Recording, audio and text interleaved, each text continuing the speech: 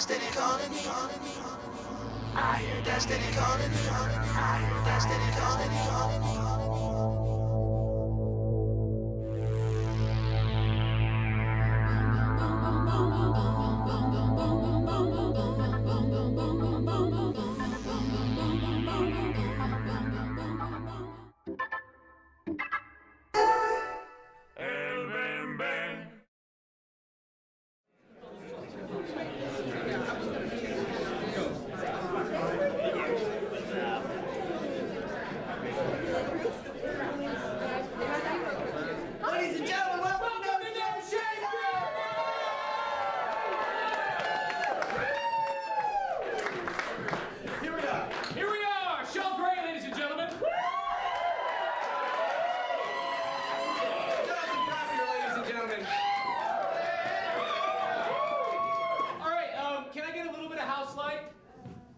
How many no-shame virgins do I have in the house tonight?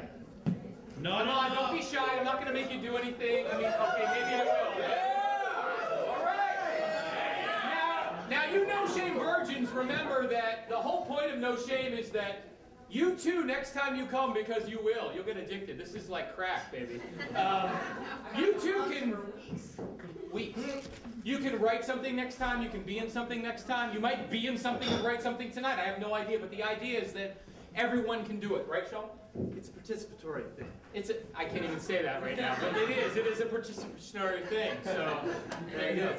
And we only have 3 rules, and other than that, you can do whatever the hell you want. Yeah, rule number 1, what's that? You guys are great! What are you, a male Jessica?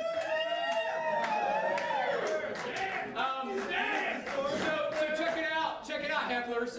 The only 3 rules are, 1, all works must be original. Original. All works must be original. Yeah! I want original. 2, you can't break anything. I want to that's right, so you can't break any of the stage. You can't, like, kick the thing. You can't come up here and, give yourself a tattoo on stage. And the last rule is that all works must be under 5 minutes. 5 minutes long. So all good things must come to an end, and all bad things will not. At 5 minutes, you'll get a light bump. Boom! And at 5 minutes and 15 seconds, you don't have to do this. We'll go to black, and you're done. That's right. And any of you can come up with me next month. Right, so, here we go. So, you'll come up here, you'll do your piece. What we'll do is we can come up there whenever we want. No. We'll announce your piece, and you'll come up here, and once we announce your piece... No. Once we announce your piece... So we have 15 pieces. We take the first 15 to the door. We can really do anything we want. No, we're going to announce your piece, and then once we announce your piece... Hear no evil! See no evil! So we take the first 15 pieces in the door every morning at 10 p.m. Look, we're trying to do the goddamn... Hey, I'm sorry. I'm just... What happened to the love? Yeah, what's the love? Yeah, Valentine's Day. Sometimes we come here and we have a great time at the show, but every now and then we lose the love. Yeah, how's the love? And that's all I want, man. That's all I want. You want to find your way back to the love. I just want to find love. And the love exists. The love exists in giving the people on stage respect by not talking during their bits or talking to them while they're trying to say something. And you can still have fun. Yeah, you can have fun. And here, I'll show you how to get back to the love. I like fun. How do we get back to the love? Get back to the love.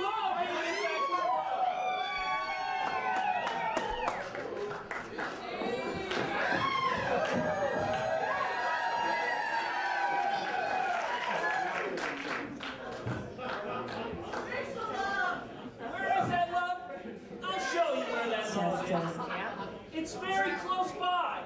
It's very close. We need to hear the love.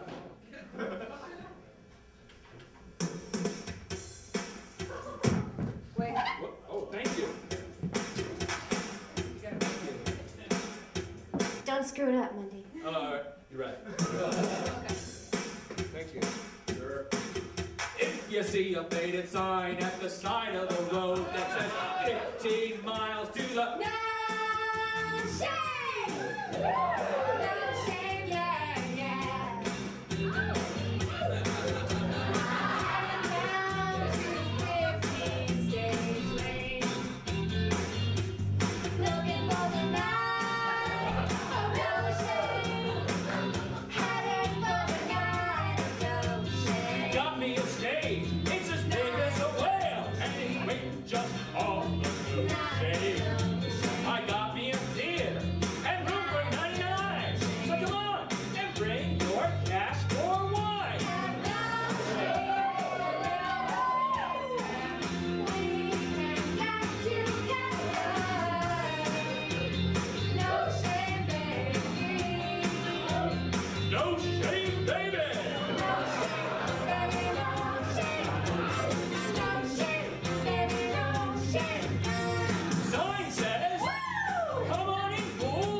but obey the rules at the no shame. Well, it's that way back in the end of an alley, just a funky little space, and I'm headed to that place. You can be an actor, you can be a dancer, you can be a writer, you can be a singer.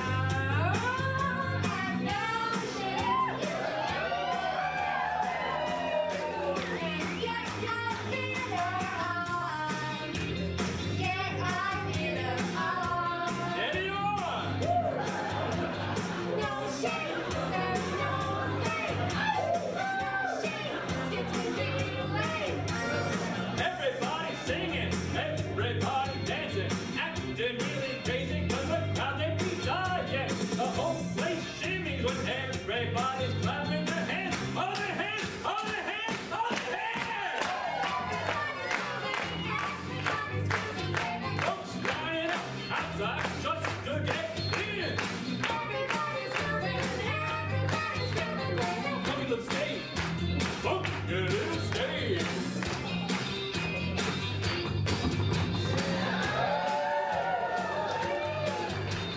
I got me a stage. It's as big as a whale. And it's waiting to set sail. I got me a theater and room for 99. So come on and bring your cash for wine. And no shame, it's a place where we can act together. No shame, baby. No shame, baby. No shame, baby, no shame. It's easy. No shame, baby, no shame.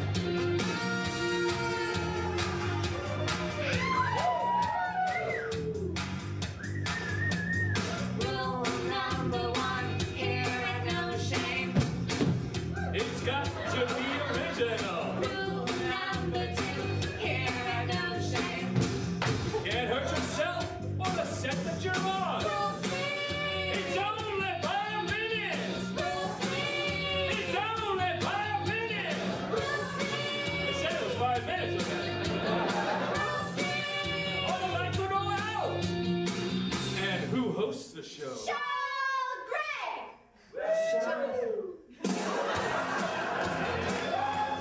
Yeah, there's no shame. Shame's on. It's love. So don't give love. There's no shame.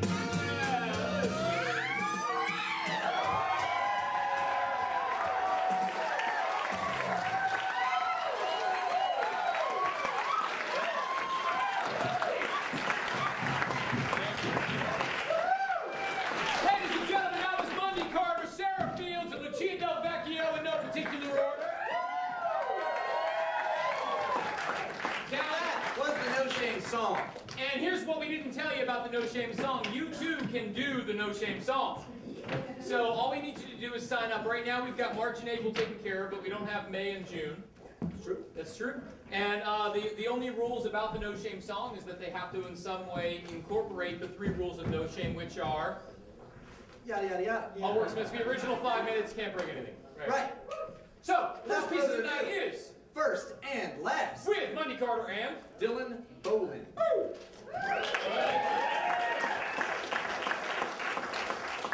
Alright, I'm back. This is Dylan Bowling, of which a fellow who I have done many years of improv with. And we are going to be doing something called First and Last. And so to do this, we need a sentence to begin the scenes. Just a sentence. The cabbage had breakfast. The cabbage had breakfast, okay? And we need a line to end the scene. Turn the bathroom up. Turn the bathroom up. Okay. Turn the bathroom up. The cabbage had breakfast. First one is The cabbage had breakfast.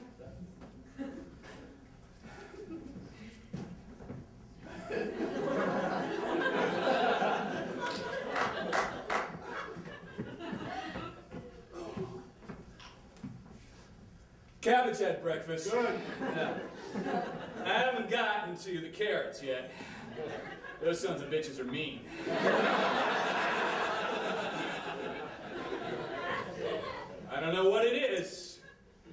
kick ass. I mean, I get over there sometimes and they just won't let go of my feet. Doctor, I have to tell you, the other migrant workers are a bit concerned about your methods. They don't like you raising carnivorous vegetables. They're shallow-minded, really. That's as may be, but we've lost 7 of them. I can't keep covering for you forever. I know it. Thank you. Oh. Can't stand too close to the onions. They make me cry.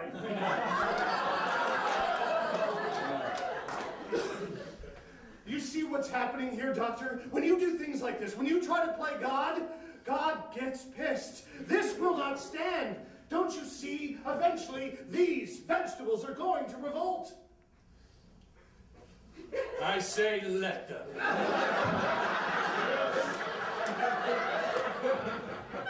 And we'll find out which one is the most powerful vegetable here. Think about it, Dylan. And Sebastian. Nickname Sebastian. That's the first time you've used my adopted name.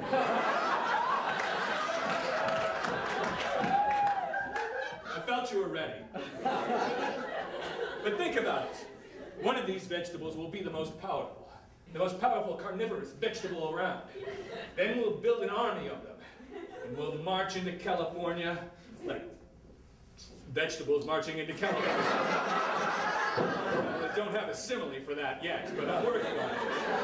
I'm a scientist and an English major. But you know what I mean. I think I do.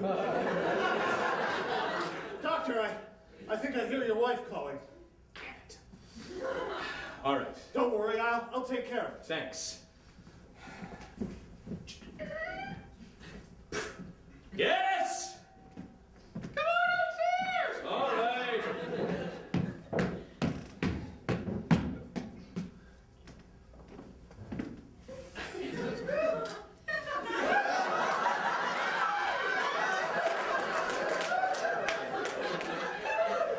I know what you're thinking, Patrice, but I'm sorry. I have to be out with my vegetables. No, I don't mean to hurt you, it's just that I'm that close. I'm that close to producing some really mean carnivorous vegetables. All right. Suppose it'll just be me in the shower head again tonight. I know. Well, I don't want to keep you. Go on ahead, go on back down. I know what it means to you, and I want to be a supportive wife. What was that little unconscious gesture? What? This? What? This No, little no, thing? I don't know what you're talking Wait about. a minute. What? What's this celery doing in the bathroom? You get back into the garden. Now, I don't mind you with the shower head, but when you fuck with my vegetables, that's not kosher. Sometimes a woman needs ants on a log. And that's not even the half of it. You didn't look under the sink. I've got broccoli. I've got legumes. Those randy legumes. That's right. You know what I have? What? Herbicide. That's right. Don't, please don't. Please? Why shouldn't I? Good point. I'm Yes. checking on you. Yes. All right. Look what you've driven me to. I'm about to kill some innocent legumes. They don't know any better. They don't know any better. Patrice, why don't you just leave the vegetables alone, go into the bathroom, and turn the bathroom up.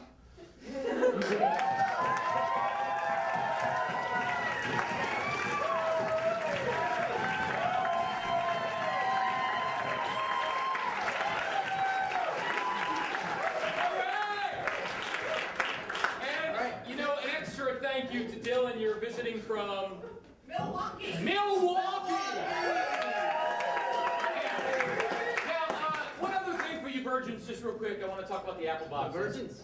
Yeah, for the virgins. Apple boxes for the virgins. Go ahead. And for those of you who have been here before, you know what these are, but these are the only 4 set pieces you're allowed to use, and you can use them in so many different configurations, right, Shell? Thousands. Thousands. So when you're planning your next piece, virgins, that I know that you will plan and that you will rent and that you will bring, we've seen this as a couch, a chair, a car, a dormitory. Anyway. You know, so please, okay. The next piece is by another one of our regulars, Adler Applebaum. And it's called Prayer.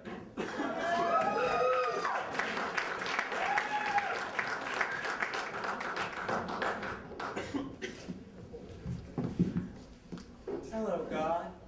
It is I, Adler Applebaum. I'm sorry to interrupt you. I know you're probably busy telling Bush how to go about foreign policy, bomb next. But I need you. The other day I was at IHOP, and I heard these dudes talking about how there's this idea that when you go to hell, it isn't like with the demons and the fire and stuff, but it's like a hell of your mind that you create. God, I know I've done some questionable things. Like all those times that I cried during Dawson's Creek. And then that one time when I was in the shower and I grabbed the soap and I was all, little ditty, and instead of clapping, I was slapping my balls against my head. And then there's the time that I was shit-faced and I was masturbating to what I thought was the white trash neighbor lady moaning, but it was her baby crying. And then I just kept doing it anyway. I know I've done some bad things, but do any of these trespasses warrant the hell that my unconscious and conscious mind would collaborate to invent, God? Can you imagine it? A world where I share a small condo with Axl Rose, with paper-thin walls, and I hear him watching Nick at Night marathons, Home Improvement. I hear Tim Allen going, ooh, ooh, more power, and I say, Axl! I'm trying to sleep. Can you turn it down? And he gets all. All you need is just a little patience out there. And I'm like, Axl, please. And then he's like giving me this long-winded analysis about how Tim Allen is a genius because he teaches teenagers valuable life lessons. Can you imagine it, God?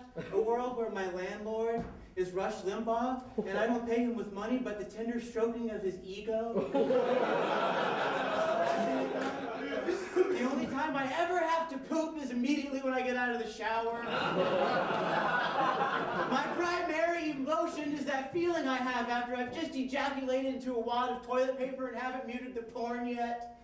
A world where there's only Robin and no Batman. Please, God, let the demons eat my soul. Please don't let me make it myself.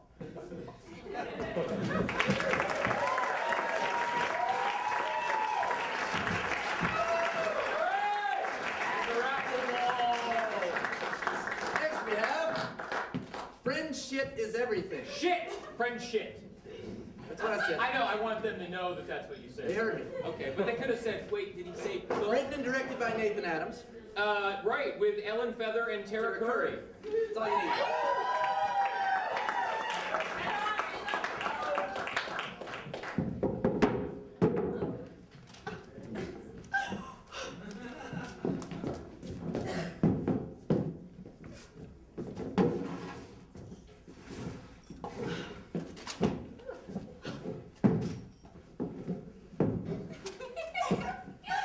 Oh, what a day. Oh, yes, it was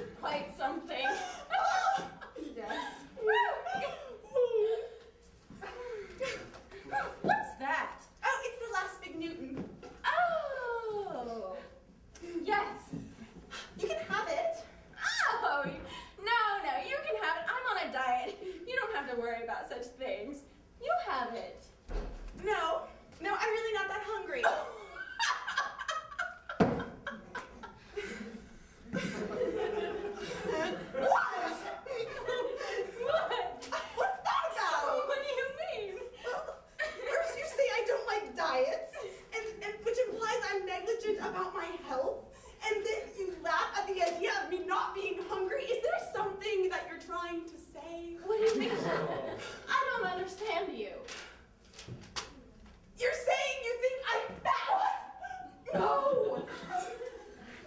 Why did you laugh when I said I wasn't hungry? I was thinking of an old joke. Ow! I was thinking, oh yeah, what? Elephants and blowfish. Elephants and blowfish, my butt. You think I'm fat? No! Then what was all that about me not liking diets? I didn't say you didn't like them, only that you don't need to worry about them because you're so trim.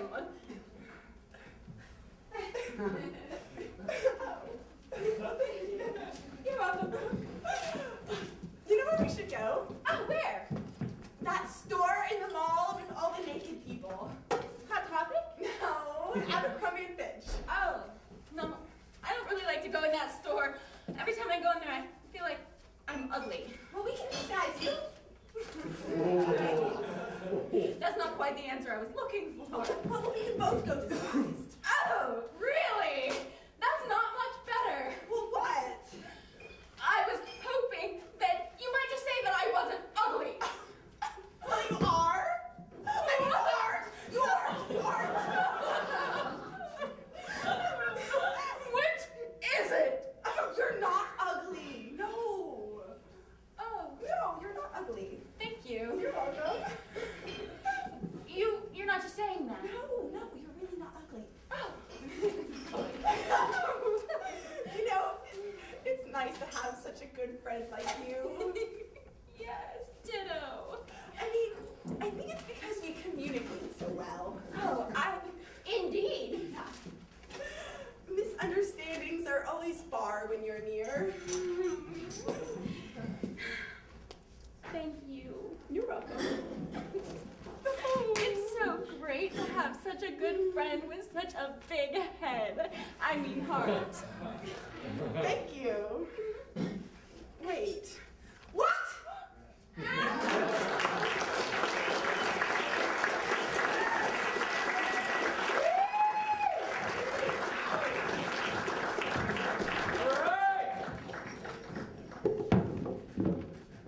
Let's see, what do we got next, Shaw Gray? Oh, Autoerotic asphyxiation.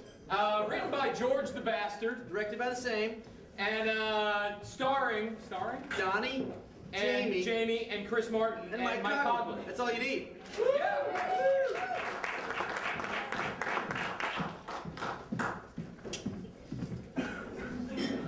Oh my God. Yeah, baby. Get in her.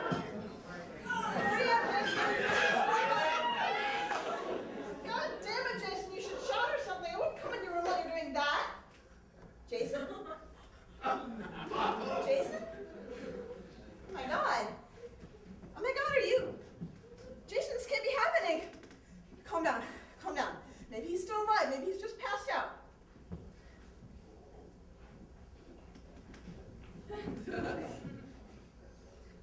He's dead.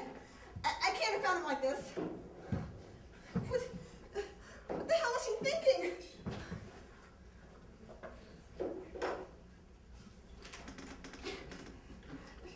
Ambulance, I think my son may be dead. I just found him. Do you really need to know? He's in his bedroom wearing pajamas and... Well, just hurry, get someone here. I don't need this, I don't need this. Deputy Robinson, Asheville PD. That was quick. What are you doing to that boy? That was quick. Hysterical mom on the phone. Might have needed some calming down. Had to fight 3 officers to the car. And I was still away from that body. He is dead, isn't he? Do you really need to see any more? Shouldn't a doctor be doing this? Step away from the corpse, ma'am. I didn't want anybody to find him like this. Haha. Classic case of autoerotic asphyxiation. Badge, give me the coroner. Victim is a white male, appears to be 15 years old. He's 16. Correction, 16. Wearing pajamas, a belt, clasped in left hand, his right hand gripping a slightly less than average penis. Yes, the penis belongs to the victim too. That is your son's penis, yes? I hadn't seen it prior to this morning, and I never wished to see it. Can we do something about this? I don't want everyone to know. There's signs of bruising around the arms and crotch. Did you molest him before or after the time of death? Oh, I can't believe this.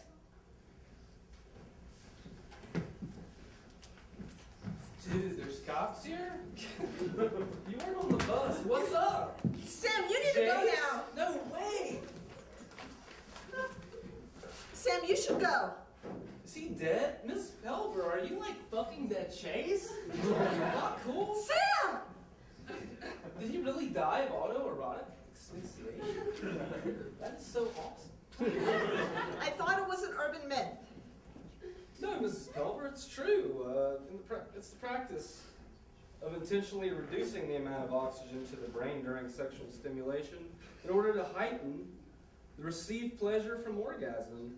It's similar to a practice by some youth in modern times which is known as the choking game, which provides a sensation, impending loss of consciousness, described as cool even by preteens. In the United States, a 2007 report indicated that the risky behavior is claiming up to 1,000 adult or youth victims a year nationwide. According to FBI statistics, it's a major cause of accidental deaths by hanging. Same thing happened to Michael Hutchins. Michael Hutchins? Michael Hutchins, lead singer from XS, is rumored to have died from autoerotic asphyxiation in 1997, although suicide was the official cause of death. You're a smart kid. Well, since our school banned most of the internet, I read a lot of Wikipedia. You two help me. I cannot have my son be the latest statistic. We have to find a way to have him discovered in a more natural cause of death. Dude, you were tiny. No wonder you were into scarfing. I can't have you tampering with that body. This is a crime scene. Fuck your crime scene. There needs to be another explanation. Sam, help me.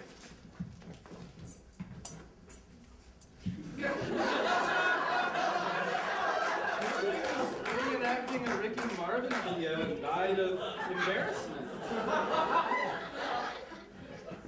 He was hailing a taxi and got his cock stuck in the door. You two are retarded. Look, here's how it's going to go down. Assaulting an officer with the law is a federal offense. Shut the fuck up. Woo! You two, move Jason right over here. Here's how it's going to be. He electrocuted himself, changing this light bulb. You call in and say you made a mistake. And you tell anyone and I will cut your fucking balls off. Keep him in that position. I'm going to call an ambulance. What a psycho bitch. I can't wait to get this on MySpace.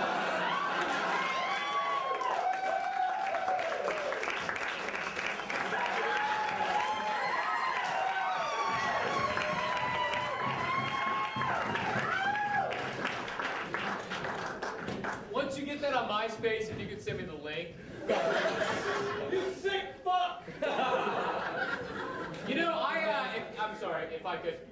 Mike, I don't want you to answer this just yet. Coglin, are you out there? Yeah, he's right here. Okay.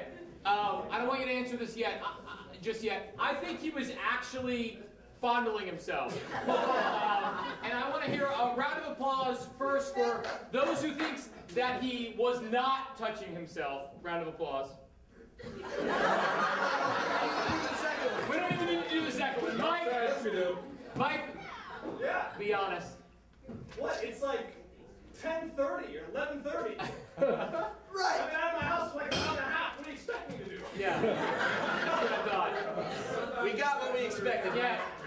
Thank you. Okay. Next up is called Say No to a Small-Time Loser. Written, directed, and performed by Jim Julian. That's all you need.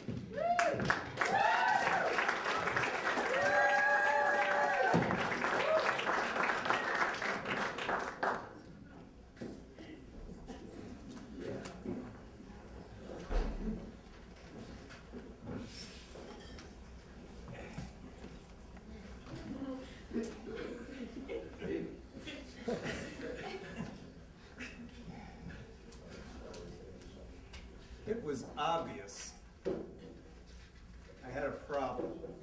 It wasn't just me. It was also the ones I loved, the people I cared about. Were they getting everything they needed? Satisfaction for me and for them wasn't a simple thing. There were lots of elements at play.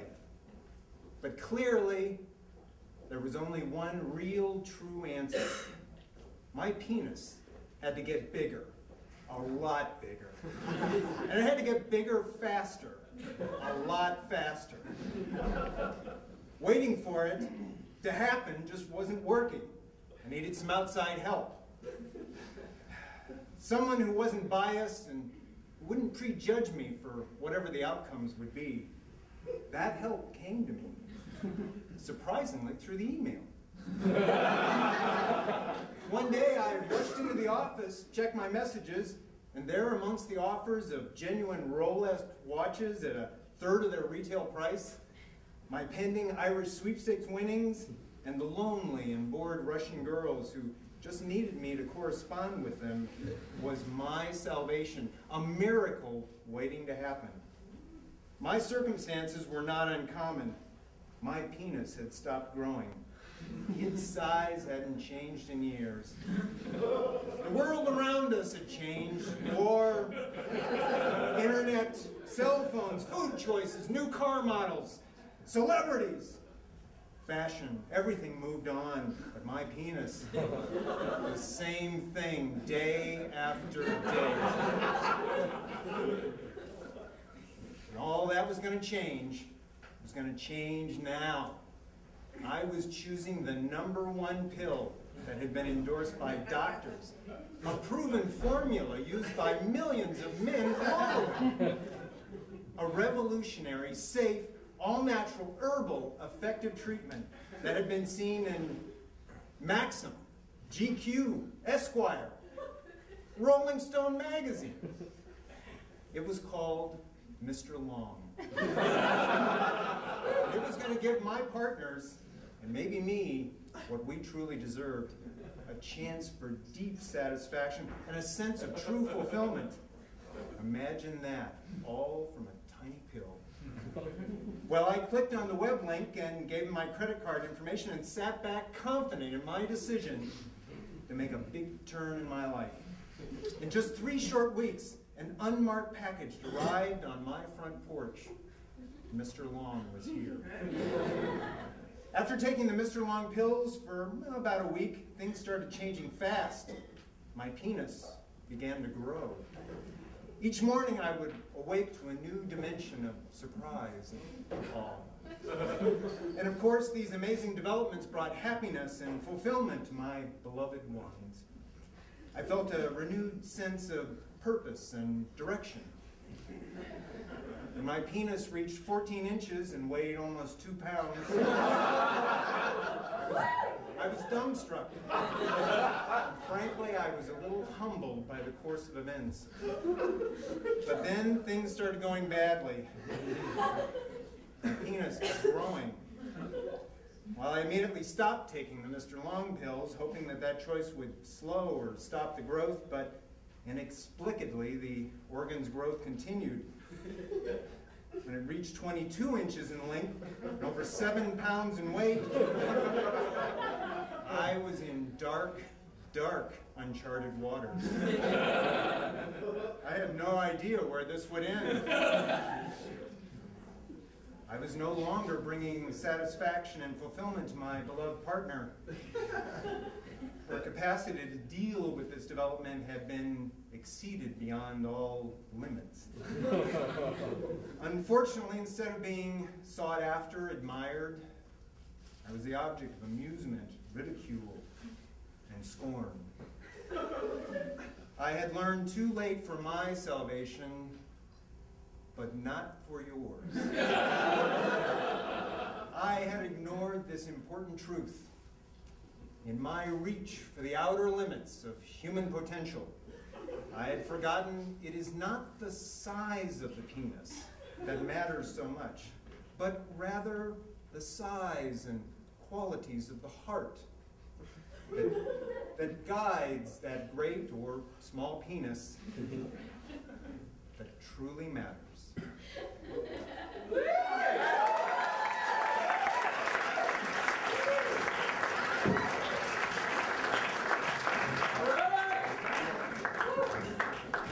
And there was one other thing we didn't mention at the beginning. That is that every month here at No Shame, we are filmed by the wonderful, lovely, and beautiful William Towers and Peter Bresney, who volunteer their time for URTV. So give it up for William and Peter.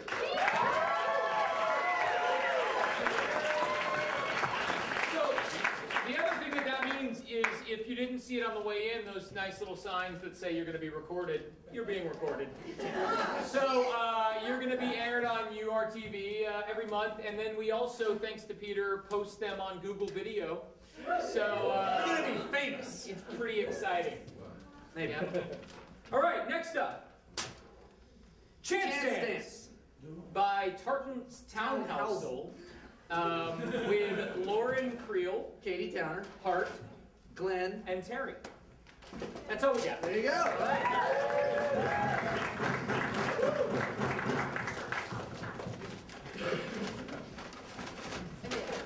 So this is a chance dance, which means that we have no idea what's going to happen except one of 13 things. And it's all right because we have some house lights because you were involved.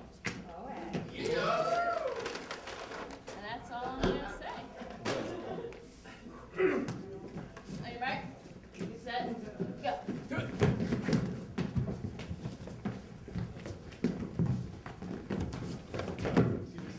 Damn little fusions! Poetry must work out its own salvation in man. It cannot be mixed with the laws of My heart so forcing me to think of praise or blame entirely the effect on man. child for aught I knew of haunting it murdered I need or your shot by shoes. neglect into ill-usage. I need your shoes. It is so it's no fault of mine. It is good. I'll give you $1. How about that? No,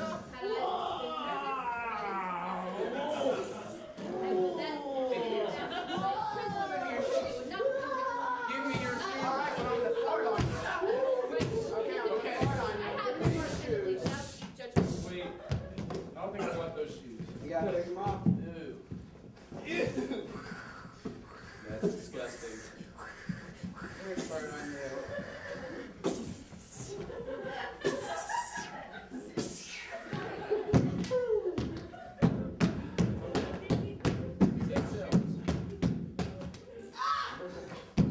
Excuse me.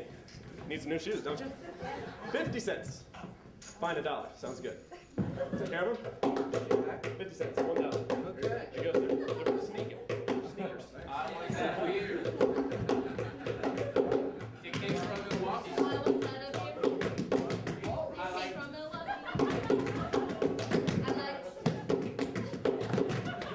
The taste of Milwaukee. The taste of Milwaukee. Is Milwaukee's best. Milwaukee's best. Is the best. There's better than none of the rest. Better than none of the rest. Excuse me. And I know love is a hard thing to come by these days. And I know maybe you're involved with someone and all that, but I can provide pretty good. So I was just wondering.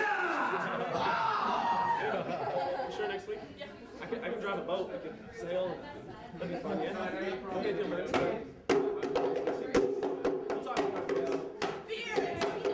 Talk to mom. Sorry, mom. My mom, everything.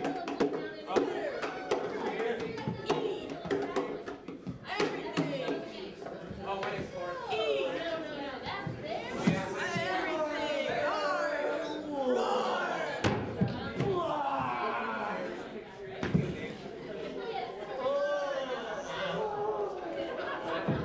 I'll take a hand. That's fair. I will ask tomorrow.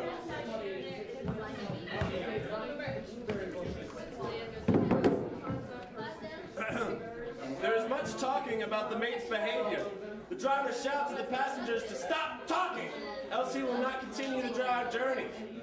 Driver, Manye Casa, stop talking. Passenger, driver, have no. Driver, mind your business and let's go. Driver, Manye Ka Makabo. If you don't stop talking, I won't continue. So what do you get when you Passenger? throw a keyboard? Alcohol. Dildo. Is that so? A We shall sexual see. organ. All the passengers burst into laughter. The driver continues. The journey to the lawyer station at Kwame Nkrumah Circle. Oh, weird.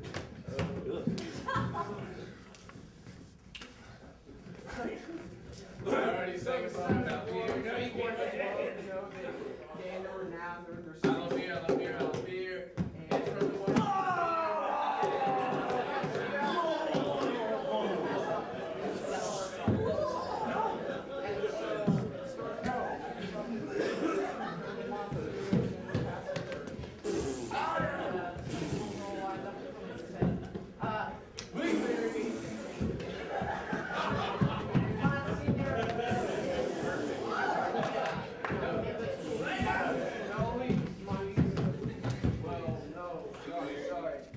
The members of the League were not to be nations, but states. The assembly of the League was to consist of non-representatives elected by each state, but nominees of various governments. Every night when I go home alone, by myself, drinking beer by myself in my room is one more me, and only me alone, 'cause I'm so tired.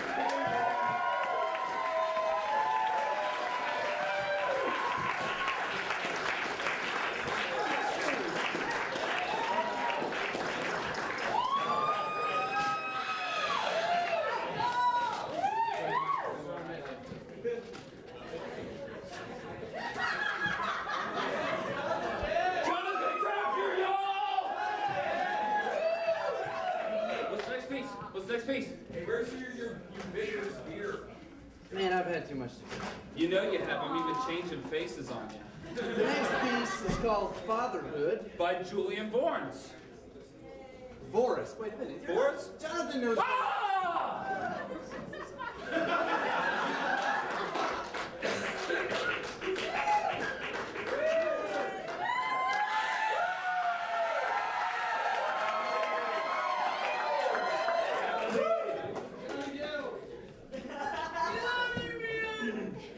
Shit, girl, you smell that? I love the smell of spoiled diapers in the morning.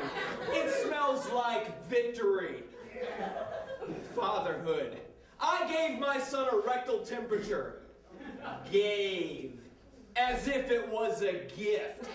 No, I was medically required to retrieve my son's body temperature by way of his delicate poop channel.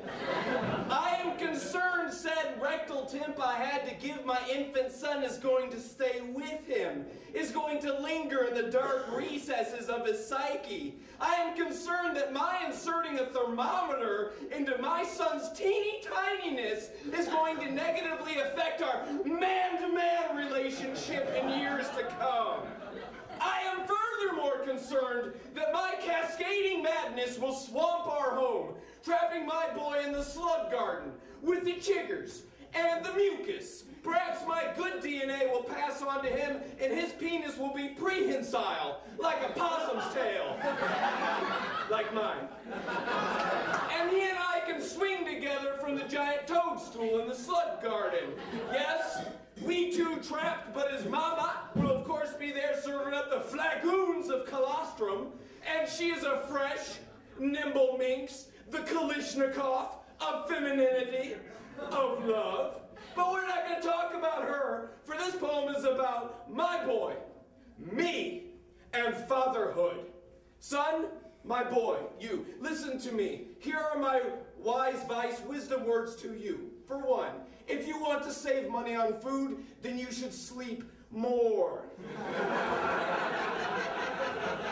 When you are a man, and if you are ever inclined, do not ever ask the question, may I make love to you? That's wimpy. It's a little pretentious. It's like, you just be inert, my canvas, and I shall act upon you with my love. Chainmail. Yeah!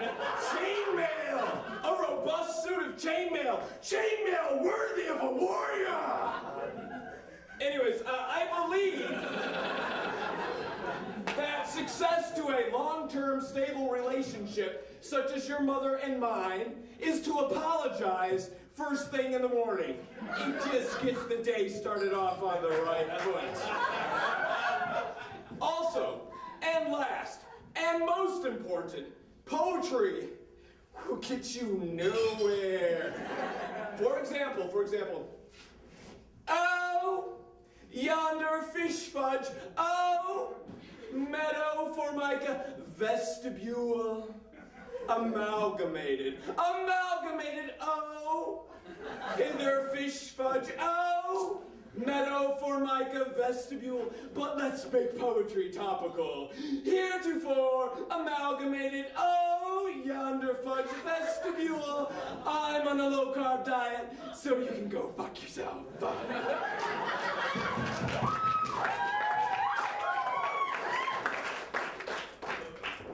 Boy, your grandmama's on the Botox. My own father was fair and kind when my dorsal portal aflamed. Salvation came by way of the creamy desitin, or the coarse and pleasing sound of paper tearing. There were lungs filled with loose silver scales, fangs in the phone receiver chewing the side of my father's face as he spoke to the future. I always liked it when he did the monkey bit. Fatherhood, let me tell you, I have slippery hog eyes, I have lumpy cold sores, vestigial spatter, swamp blood, I belch sulfur, my skin glistens like bacon suds, lick my mouth, it tastes like gummy flowers, check it out! My son's name is Dargan Jack, and his swaddling was the fused exoskeletons of black widows. Through his mighty screams, he and I commandeered a phalanx of Demogorgons. By way of Dargan Jack's soft, soothing coo, our fascist steamroller was a vast and trembling engine of apocalyptic completion. Save in a loving way as a father loves us. Shit, girl, let me tell you, we shall take the Lord's name not in vain, but as our own.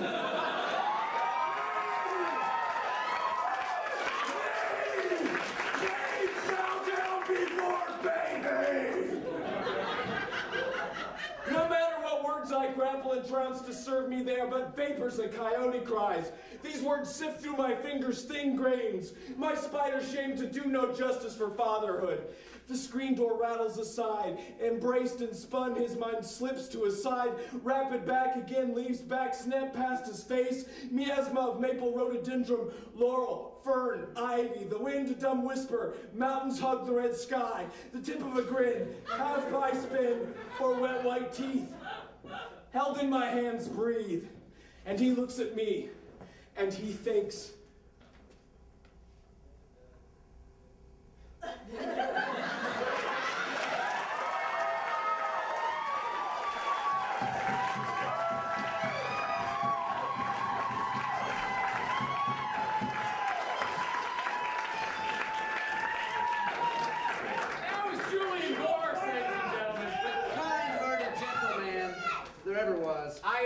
I was so busy putting your beer in the freezer to make it cold faster that I sent my identical twin up here last time. So I hope that was okay. Thank you. We didn't even notice.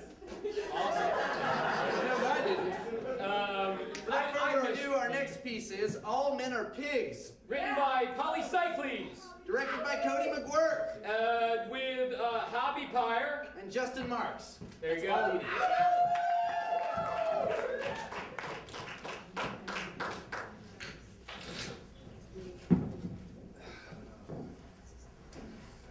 So why don't guys do this more often? You know, go to the bathroom together. Why is it always the girl's job to powder their nose?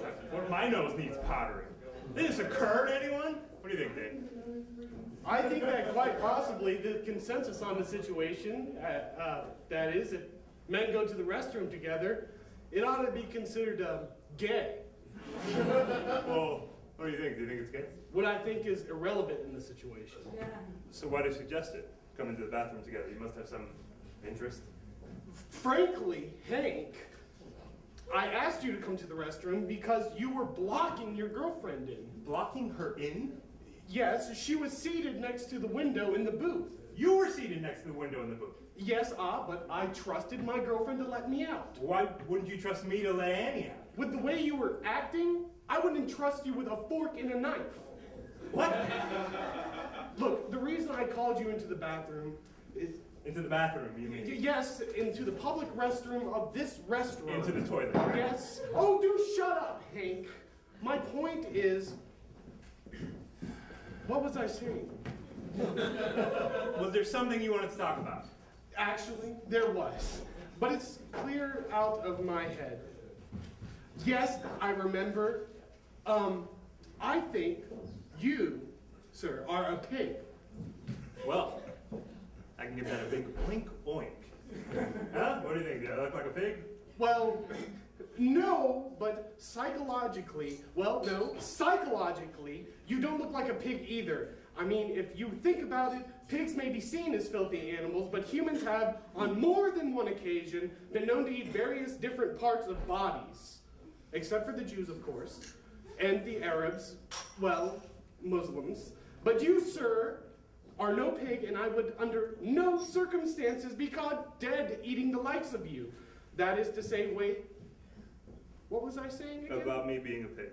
You're right, yes, and you, as I was saying, the point is you act like what people claim pigs act like. You know how all men are pigs? Yes, you are a guy. Right. And therefore, I possibly couldn't like you? No, it doesn't work either. Well, what are you trying to say? Right.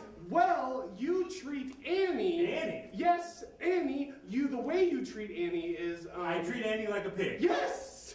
And... You mean like, I like to eat her? Yes! No, well, no. Yes, I do. Well, you purported swine. I'm trying to make a point here. The way you treat Annie, it's wrong. It's not the way things ought to be. You mean as in it's not normal? No, that's well, not... if it's normal, then I'm allowed to do it, right? Now look, you baconist fiend, there is something seriously wrong with you. Not abnormal, just simply wrong. Just because it is the norm, it doesn't make it good, and just because it isn't that, it doesn't make it bad, and vice versa, or something. What you're doing to her used to be the norm, but it wasn't even good back then. It doesn't happen nearly as much or legally nowadays, and it isn't important. So you're saying it's illegal for me to eat my girlfriend? Okay! Look! I'm not that good at this metaphor stuff as I used to be, and I'm not even sure that sentence even came out grammatically correct. So I'm just gonna come out and say it. You're a shithead. And who shouldn't pick on his girlfriend like you do. If she can't take it and you can't stop, then you're not right for each other. Who are you to tell me how to eat my girlfriend? I have eyes and I know how to use them. Anyone can see what you're doing is putting her through hell, and that is wrong. Plain and simple. Oh, what is right and wrong? Is there right and wrong anymore? I mean, why is it right and not even left?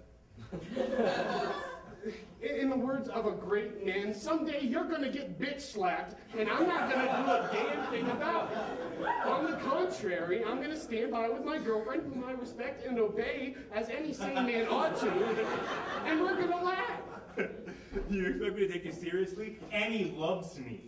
Not a thing you can say can take my Bonnie over the ocean, baby. I'm so groovy for her. She won't leave me, and she's too fun for me to tease to leave her. So see you on the flip side, motherfucker.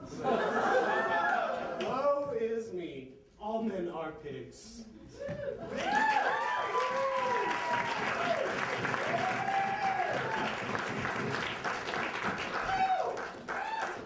I'm here, Shel, don't worry.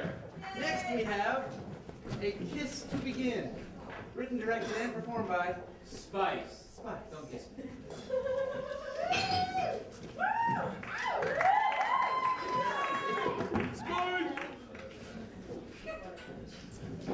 I can't see anything, and I'm going to be throwing things, so just to warn all of you, and I can't see a thing. And I have very bad aim to begin with, so cover your heads. You say you want one kiss. Yes, you do. I know how easily one kiss turns into two. You'll get two kisses, and I can see how suddenly two kisses turn into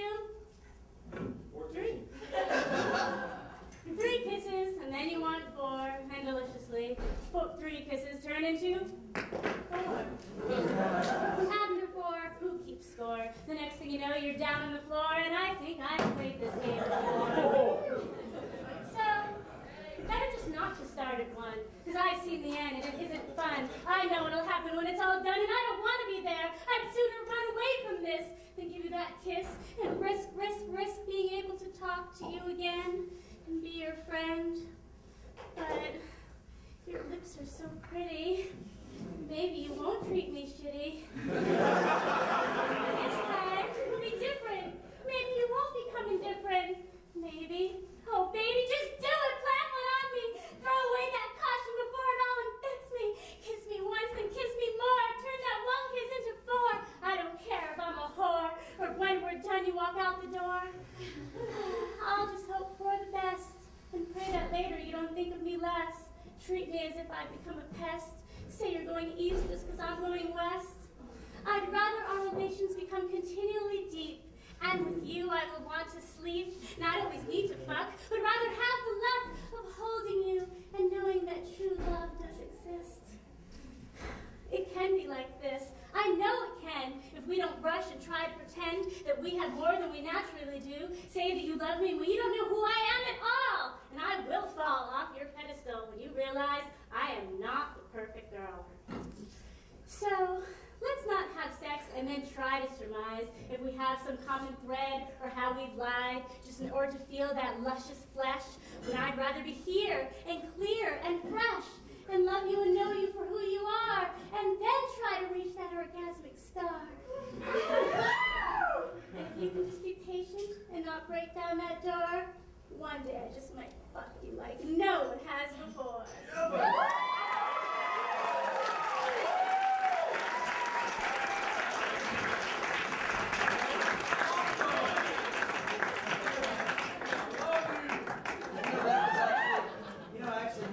On, and then I changed into this. I thought I saw you in the women's No surprise. Yeah.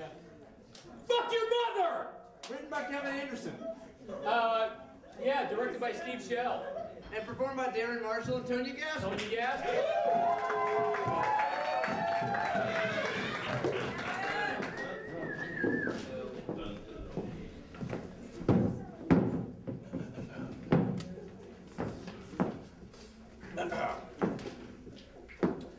MSC and NBC welcomes you to today's leading political talk show, Fuck Your Mother, with William Taylor and Daria Wagner.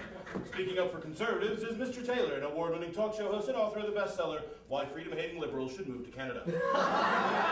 Defending the left is Ms. Wagner, also a best-selling author and creator of the website SatanicRepublicans.com. They'll tackle 5 of the toughest issues facing our country. Okay, monkey slut. Issue 1. Our tax system makes smart, hard-working patriots pay a greater share of their money than lazy, dope-smoking homosexuals. Fair or unfair? Woo! Absolutely fair, Mr. Cro-Magnon. These thieving fat cats take a bigger percentage of the pie than anybody else. So they should put it more back. Anything else would be fascist. You're a fool, and you're wrong. Well, you're a stupid animal, and you know what? Fuck your mother. Fuck your mother, you silly bitch. Issue 2, the doctrine of perceptive war, preemptive war. Good or bad idea, Mr. Nazi sympathizer? It's not just correct, it's essential. We must find the godless and the depraved, invade their countries and smoke them out of their crude sand huts, and make them respectable human beings. William, you small-brained pile of swine feces. Non-Americans aren't animals. Could you be more stupid? Yes, I could. And I could also fuck your mother. Fuck your mother while your mother fingers herself as she watches us. Fair enough. Next issue. Should creationism be taught alongside the alleged scientific nonsense of evolution?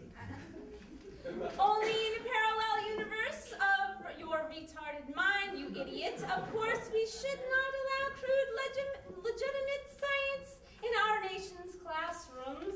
Of course you think that, you atheist whore. Having no God and therefore no explanation for where we originally came from, you're free to go out and have casual sex with as many partners as you like, then have all the abortions you need. Yes, I have abortions all the time. Mainly from your gang-banging father, brother, and uncle while sucking off your grandfather. They all have big dicks. What's your excuse? I'll have no excuse once I get my Swedish penis pump. Maybe then can I fuck you? Maybe. I'll think about it. Issue 4. Why are so many people fat and stupid? Clearly, decades of the me first, do it if it feels good attitude of the 60s have made our nation lazy. Too unwilling to work hard, but all too eager to sit on the couch, eating Twinkies and watching MTV. On the contrary, jackass. Our epidemic of self-indulgence is the result of people like you focusing on spending Americans' wealth on supersizing SUVs and Big Macs. And widescreen TVs were like a cartoon monster that keeps eating everything in its sight. No, you're wrong.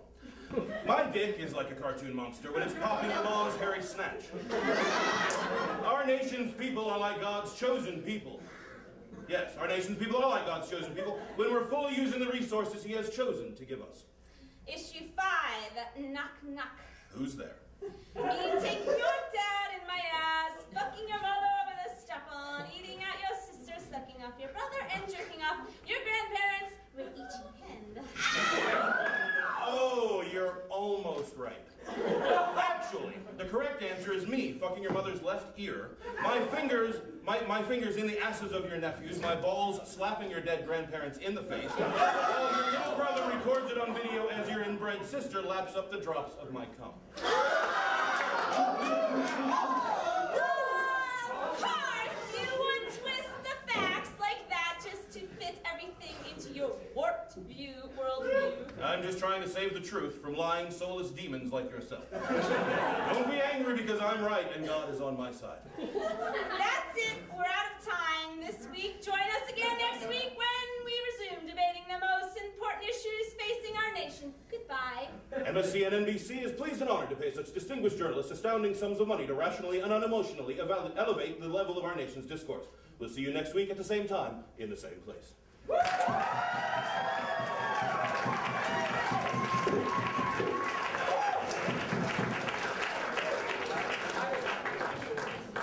Steve Shell, what? Is that the first piece you've ever written for No Shame? He didn't write that. Oh, you didn't? That was Kevin Anderson. Oh, Kevin Anderson. I was going to say.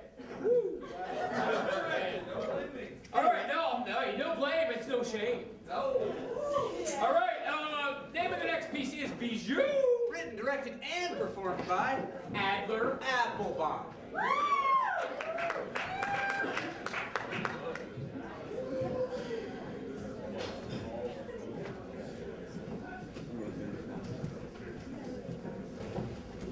Yeah, so we're gonna go ahead and need to get these stocked up front throughout the day. Good morning, Bijou. Morning. I saw you leave with that book last night. You pay for that?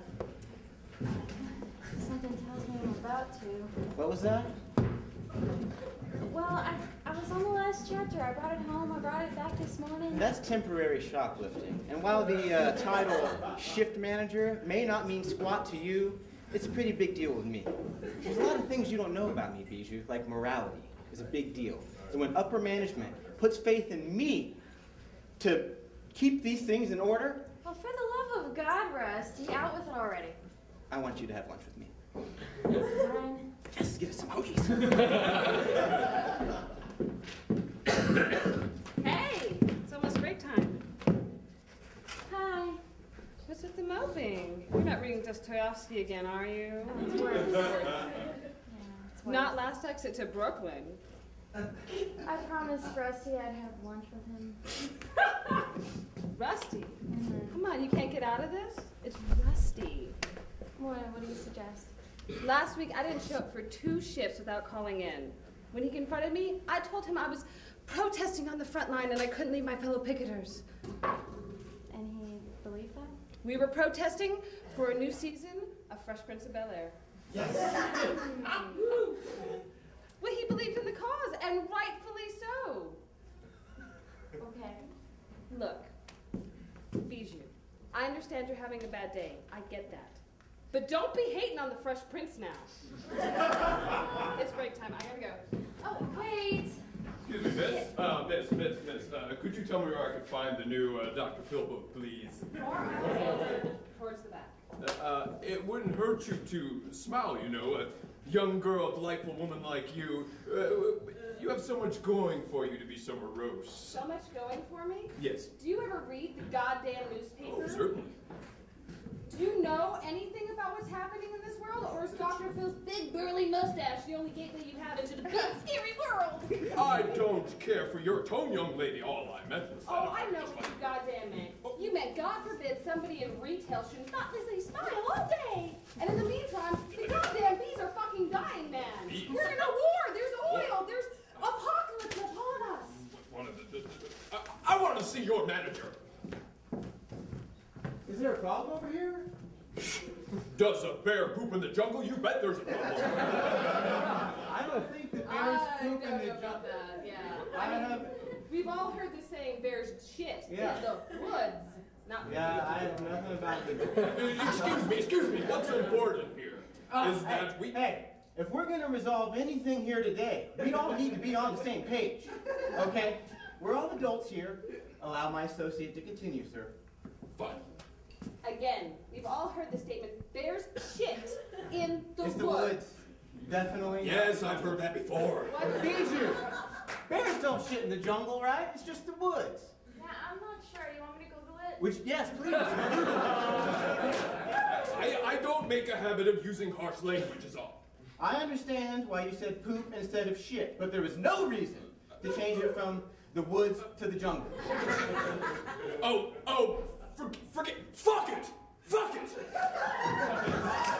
Hey, maybe if he's lucky, that Dr. Phil book will teach him why the flying cage squirrel sings. Is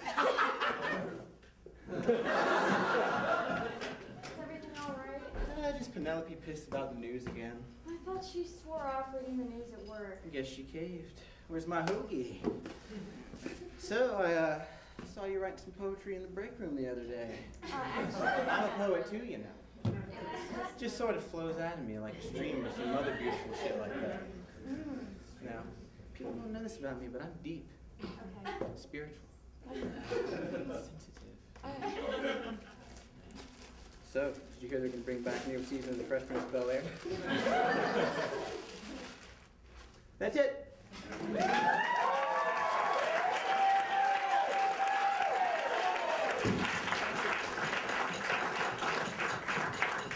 I didn't realize there were other people in that as well, so thank you to the other people that were Yes, that were in there. Julian Boris, Jenny Bowen, the other one.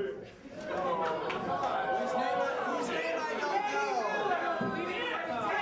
know. Katie Miller. Katie Miller. Thank you, Katie Miller! And the Fresh Prince. Jenny Bowen. So Will Smith. Next we have A Dialogue Between Cats. Written and directed by Craig Hargett. Performed by Craig... You fucking stop it. Craig Hargett and David... You finish. And David Segreto. That's all you got.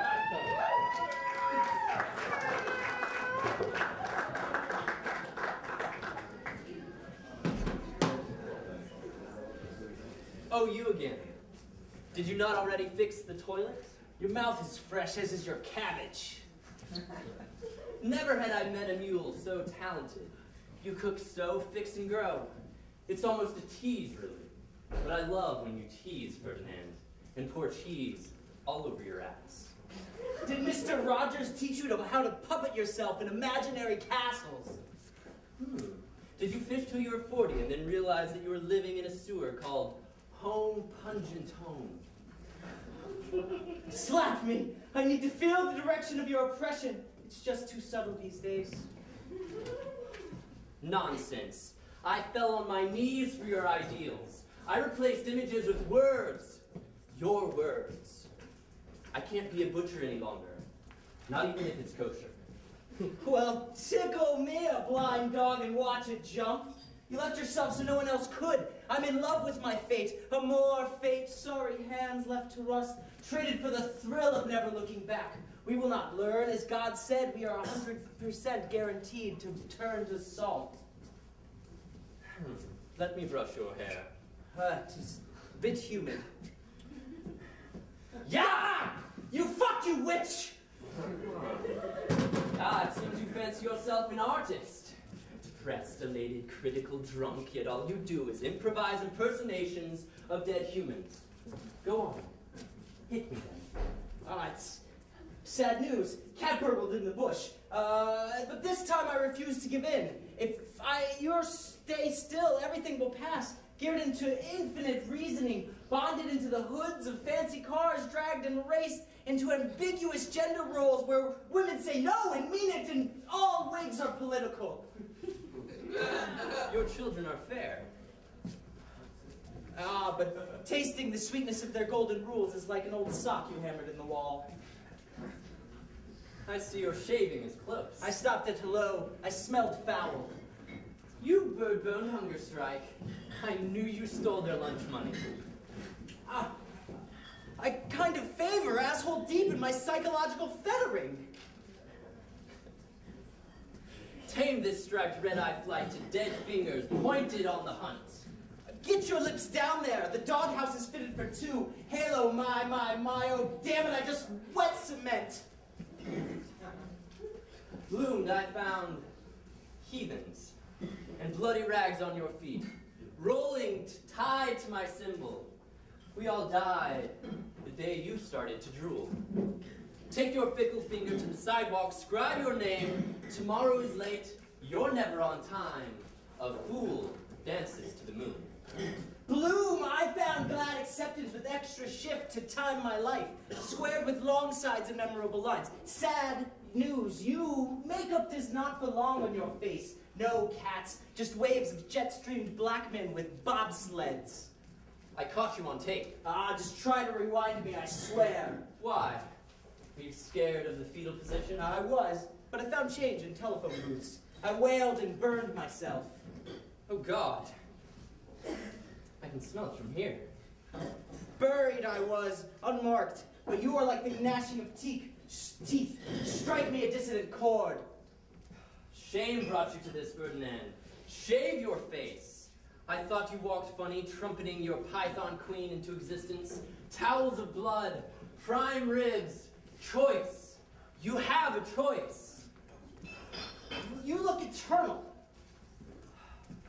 Tie this knot around my hands. I'm only effective bound. But your chapters are tearing. Dad's paper mill killed a woman. Then water fell in his eyes. They never say good. I'm blind. You win, or hold and salute. Make the wind move chimed glances towards my loin. Birth is happening there. Can't you see it? I'm a man. Idiot, I salute thee like red stripes of a soft cheek. Your hands. Aren't they broken, old man? Mud twins. Fisted fury. Feathers. I was only a boy, fleecy in a onesie. I've got a little place in the basement where I keep all of my prey away. So no one else can see the prettiest little things in the sky, not shy, not me. So go to showtime, showtime. I've got feathers, you've got crime. Dead birds cannot fly. All of them will be mine in time, you'll see, but not me. I'll be soft and pure, back to more of light and glitter. Showers won't be wetter. I'll be slicker to dark, colorful fluff. Two-timing gal, that's a guy. Fuck! Black and white, color don't matter. I'll procreate with your hiney as you flutter. I'll be shiny and pretty. Oh, don't see me. Just my bird blood covered soul.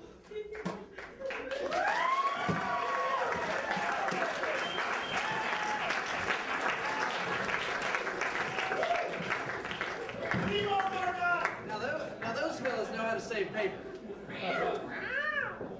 Next we have the dance.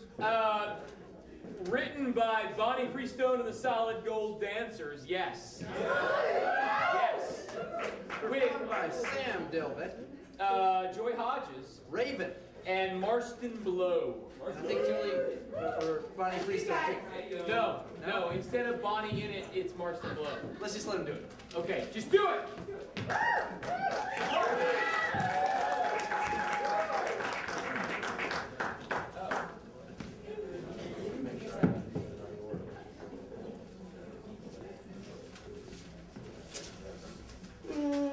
The roses are beautiful, sweetie. Yeah, happy V-Day. You too. Oh, gosh. Still want to go dancing? I don't think I'm up for that tonight. Plus, there's a game on. All right, well, you know, is there something on their mind? Because you've just been distant lately. Well, no, I've just been thinking about stuff. Like what stuff? Nothing, just stuff. Well, I've been thinking about stuff too, like how we don't talk about stuff anymore. You say something, honey? Are you even listening? Yes, I'm listening. It's like pulling teeth. What is she talking about now? There's no respect for silence. Would you just please listen to me? What do you want to talk about? I have nothing to say. Well, just tell me what you're feeling. I'm feeling pushed up against the wall. Oh, okay, fine. I'll just go away. Fine. Fine! I hate that you pushed me away! I hate it too, but I can't change. You always want me to change. Okay, well, you know, I could change. I could depend on myself more, you know, rely on myself, and then I won't need you anymore. Yeah, that'd be good. You know, everything I say just makes it worse. I'll be quiet and this will all blow over. Yeah, maybe it will. You know, I'm drowning in this. I'm drowning. Well, I'm being smothered. You know, but you don't care, so why do you even try? I do care. I do try. Don't be so dramatic about it. I'm not being dramatic about it, okay? You're such a dick! You know, I don't want to sound cliche by calling you a stupid bitch, but you really are stupid and you're a total bitch. Go to hell, dickhead! Okay, I'm sorry, I didn't mean that. Like you really mean that. You know, I'm sorry too, honey. Yeah, I'm sorry. I really am. I'm just frustrated. Yeah, me too. And you know, really, I just want to be close to you. Yeah, I need some space. Okay. Fucking asshole. I can't deal with him. You know, get that shithead. You know, I put too much energy into this relationship. I think we're gonna just go out. God damn it, even when I'm right, I'm wrong with her. Who's gonna watch the goddamn game? You know, I don't need that bastard. I got my own thing going on. Oh man, that's insane. He was totally out. How's it been, honey? You know, I'm going out. I'm not gonna sit around here and be sad and sorry for myself. I'm gonna go to that dance, you know? That's freeing. Yeah, I'm gonna go. Yeah. Where's she going? Oh great, she's leaving me. Well, it'll give us some time, that's good. I'm going dancing. I'm gonna forget all about this. Well, what if she meets somebody tonight? Man, I don't want to turn into a fight. Why do these things always turn into fights?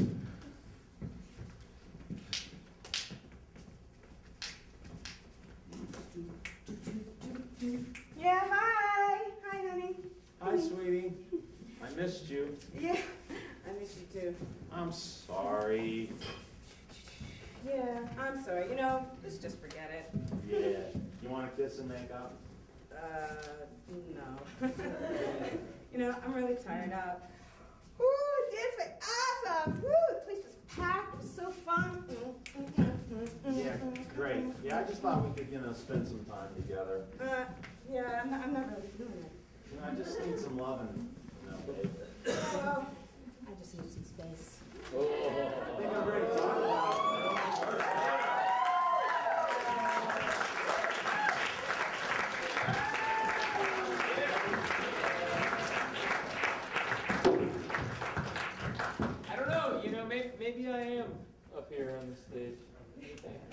nice piece, that's what I think. Maybe I Am. Maybe I Am. Written and directed by Thomas Butler. Performed by Cody McClurk. And Belle Marks.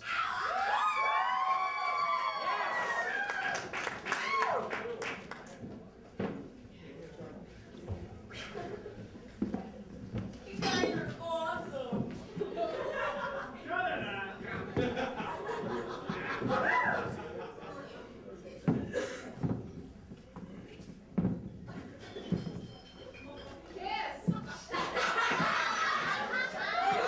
Wrong slide.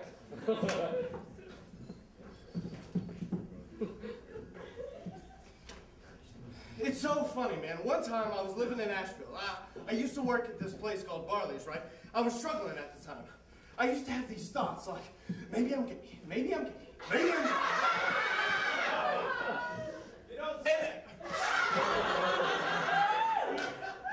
And like, it was really strange because there was this kid that went out and with this waitress. I was like 20 and he was like 24 or something, 25. And he was going out with this really sexy waitress. Yeah. But there was something about him. Well, like, maybe he was gay. He was a wild person. He was intelligent and really personable and really confident. And he did skydiving. He talked to me for about half an hour about jumping out of a fucking plane. Is that Dr. Pepper? Yeah. No, it's Jägermeister.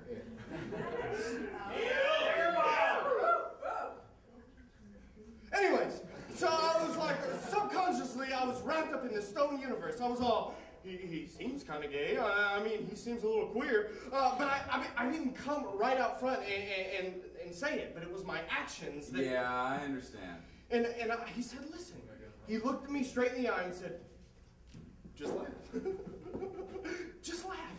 He said that out of nowhere? Out of just he picked up on... No, he picked up on my insecurities and said, just laugh. There was something about him that was really intriguing, and I was giving off this kind of overt sexual energy that was just casting off on him.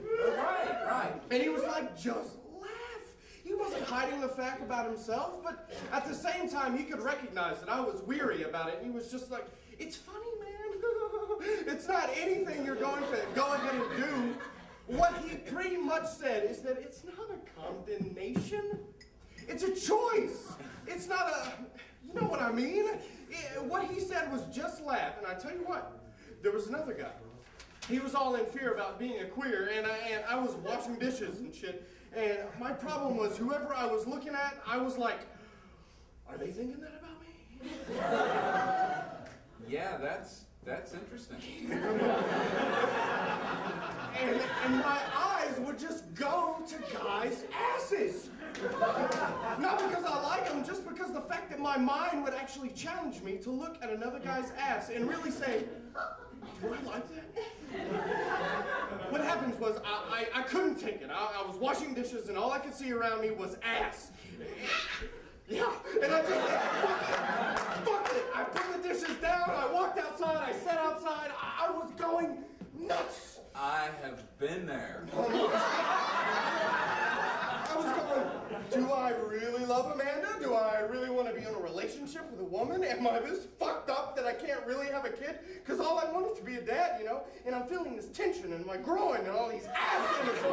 Like this uncomfortableness with this actually having an ass. You know, I took it to that level, and it was just weird. I was all, I have an ass. I have an ass. And I don't know what to do with it. So I'm sitting there, feeling all fucked up, whacked out, and my mind spurred this philosophy in my head. God and greatness and love and self-analysis and self-love and all these heady, esoteric ideas in my head. So these feelings would spur these ideas in my head. Oh, there was this other guy. I remember this one time too in the bathroom. I was trying to take a leak and I had my hand on my dick and I was there trying to take a piss and I was really nervous about somebody walking in, you know, and I was trying to take a piss and I'm like, why can't I take a piss? Why can't I take a piss? Why can't I just take a piss? I'm a normal person. Why do I have to always be weird? Yeah. And this guy comes in, just an interesting kid.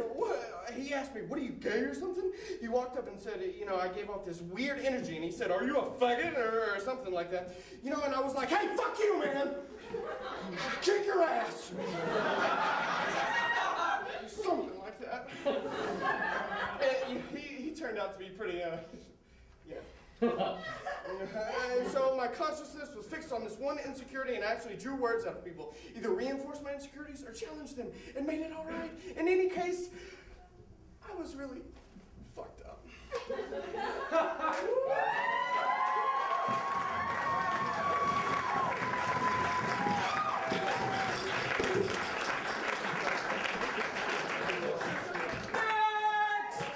Is the last piece of the evening. It's called Next! Performed by Mundy Carter, Karen Stobie, and Dylan Bowling.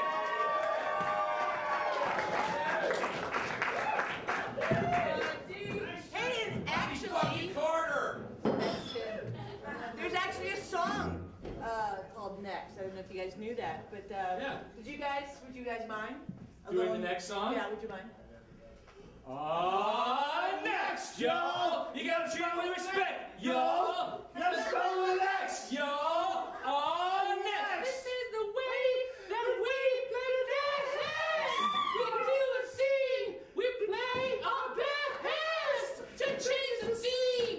We are now next. And that's the time when the audience yells, and that's the time when the audience yells, and that's the time when the audience yells. So, that's the rule. The thing is, when we say next, you say a word, we do a scene. So, next. Deer! I heard deer.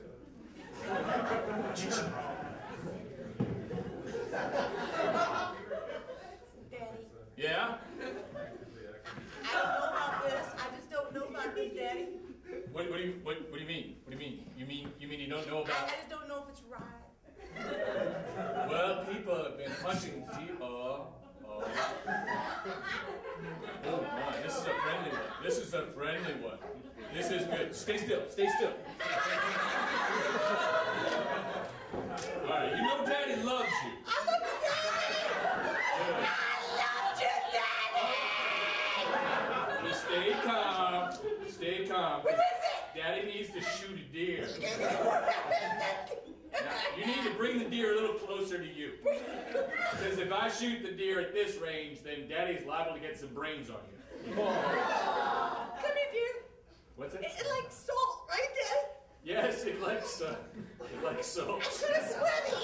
Yeah. All right. Next. Oh. What was that? Politics. Let's see us all leave the stage. And so, as you can see, my opponent has no real solutions. Oh, sorry I'm late. Next! Right, give me something that hurts. Circumcision. Oh, wow. It's the day. It's the day. It's the day.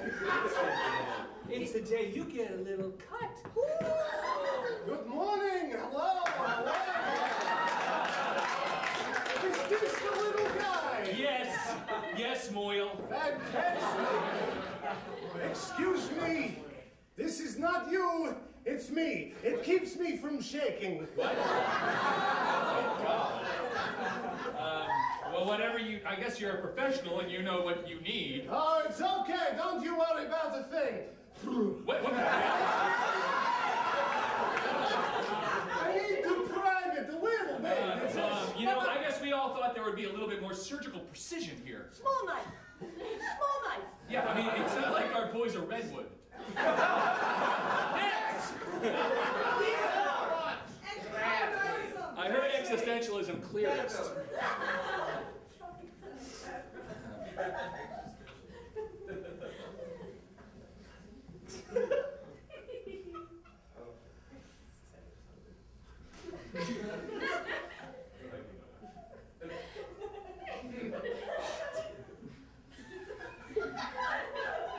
Bernard.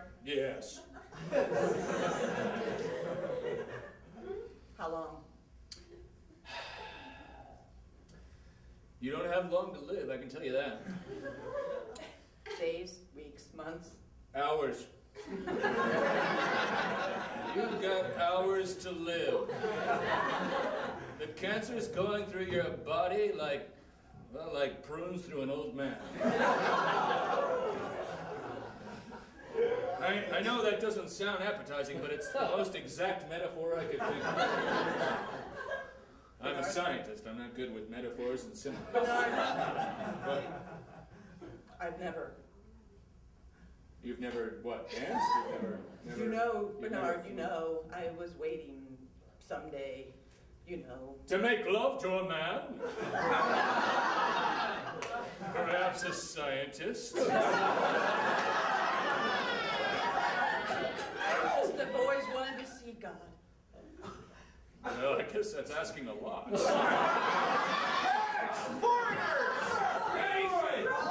What's this? Vomit. Hemorrhoids and vomit.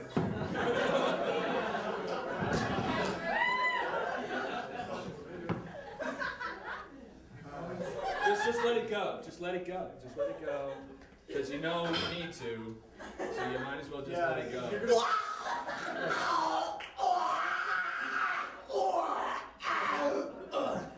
Oh, man. Oh, I feel better. Would you salt this? Sure. Now, we're going to need your hemorrhoids as well.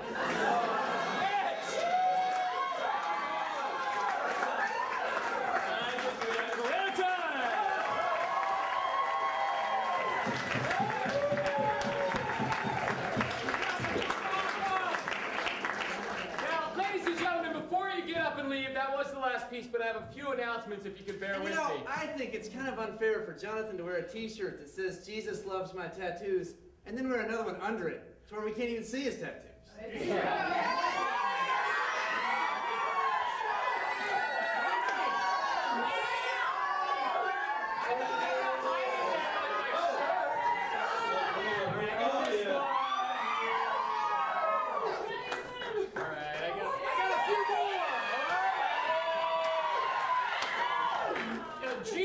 Loves my tattoos. You don't know if you love them or not. Well, anyway. All right, come back next month, March 15th, for the next No Shame. The Ides of March. And during the Ides of March, maybe I'll reveal my other tattoos. We'll have a tattoo fest, because I know Steve Shell and Adler Applebaum can give me a run That's for my money. right. And sometime between now and March 15th, in fact, on February 15th, the lovely lady who ran our light board tonight, Allison McKnight, will have a birthday, and she will be... Now, ladies and gentlemen, Allison McKnight has only missed, we've been doing this since last September. I'm talking September... No, December before last. That's what I mean, like the one before that. Right. Like September 06. And Allison has missed, maybe 2 No Shames in her entire life, so... And at this birthday, fellas, she'll be 18. So, I've got her cell. I'm saying, you want to pay me like $50, maybe. We'll see. All right. Alrighty then. Next month, we'll be Come on, it's No Shame Theater. Give me a break. Allison and I are good friends. We have several positions every month that we have to do, such as bartending, running the lights, doing the door. You can do that. You get in for free. You get 2 drinks for free. Email jonathan@ncstage.org if you want to do it. We'll see you then. And there's a Catalyst company that has performed here many times before. Lots and lots of times. Going to be performing here again. And they are named Zealot, and they are going to be having auditions coming up tomorrow for the White Rose. Announcements out there, like you said. Announcements in the lobby. Thank you very much. Thanks for coming.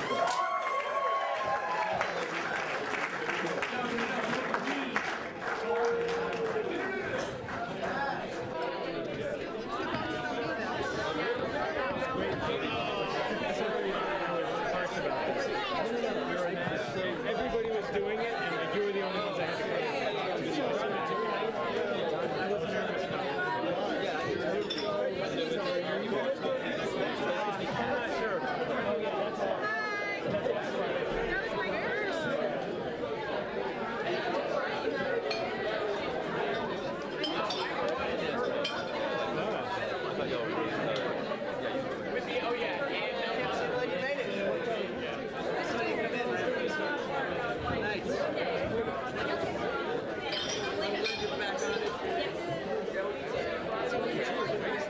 I know.